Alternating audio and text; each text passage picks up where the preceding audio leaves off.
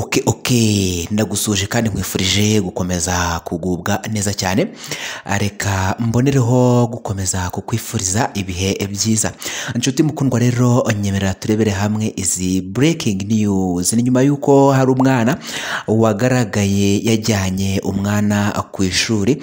Uyu mwana ndetse akaba yarakomeje kugenda atambuka cyangwa se acaracara ku mbuga nkoranyambaga, aho amakuru ye yaje kugera hanze bivugwa ko yajyanye umwana ku ishuri. Bikaba byarabaye aho uyu mwana w'umuhungu yahetse uruhinja akajya kwiga ku bintu bidasanzwe bimenyerewe, aho yageze ku ishuri abarimu ndetse n'abayobozi b'ikigo bagakubitwa n'inkuba bakimara kubona uyu mwana w'umuhungu ahetse uruhinja. Yafashe umwanzuro wo kuza ku ishuri yahetse uruhinja.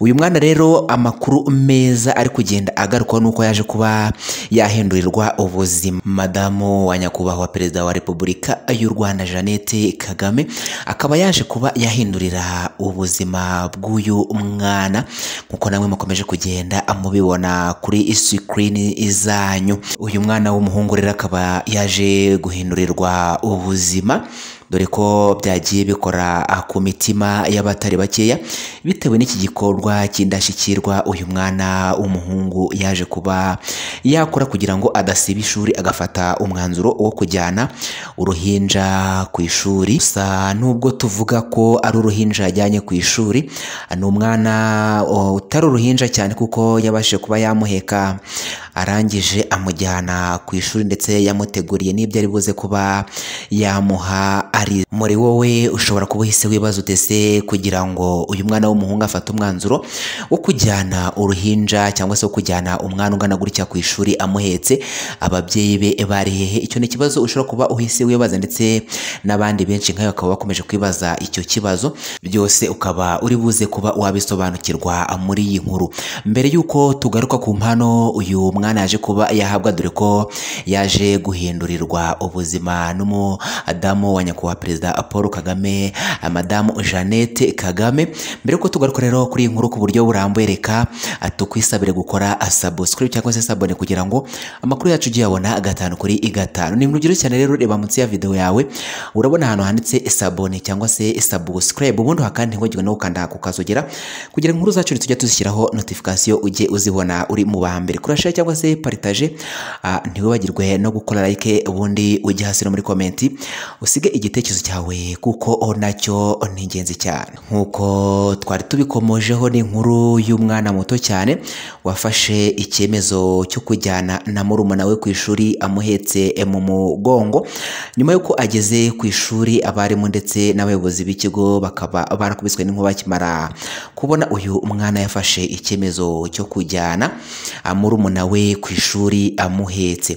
Ibi bikaba byaraje kuba byabera mu ntara y'Iburengerazuba mu karere ka Rubavu, mu murenge wa Nyamyumba, muri groupe scolaire ya Rambo, aho ibingibi byaje kuba byatungura abaje kubona uyu mwana w'umuhungu ahetse murumuna we afashe amakayi agiye ku ishuri.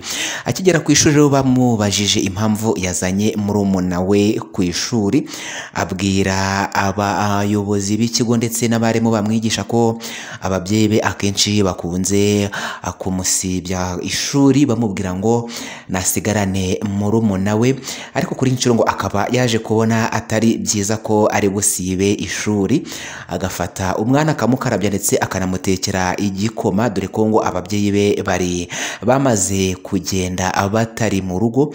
Arangije nawe arakaraba, yambara inifomo y'ishuri, aheka umwana amuzana ku ishuri.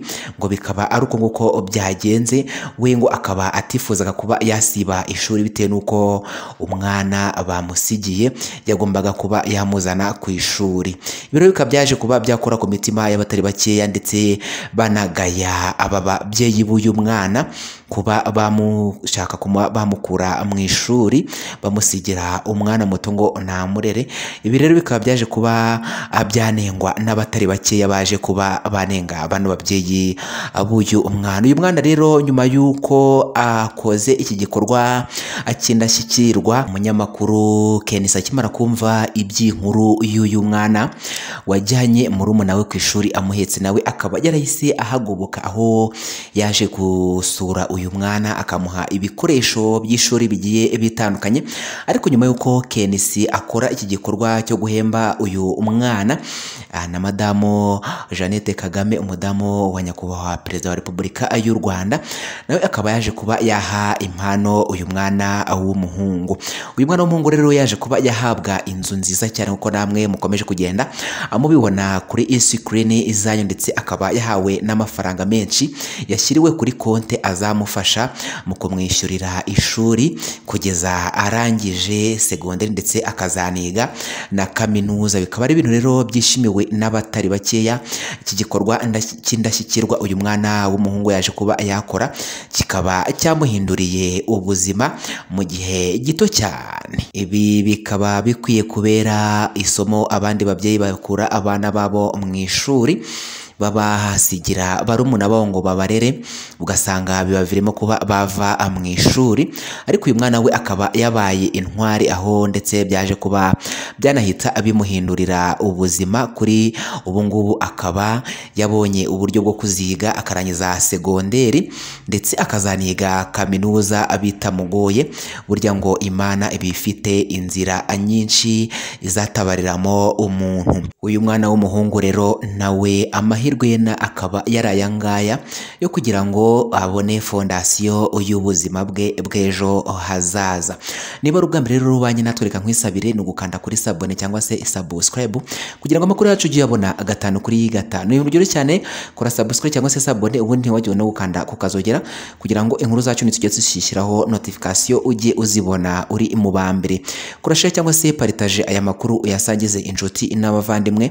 Ikindi ntiwibagirwe gukora like ujya hasi no muri komenti usige igitekerezo cyawe kuko nacyo ni ingenzi cyane. Wakoze kubana natwe rero, ciao ciao, bye bye, amakuru naka agaruka.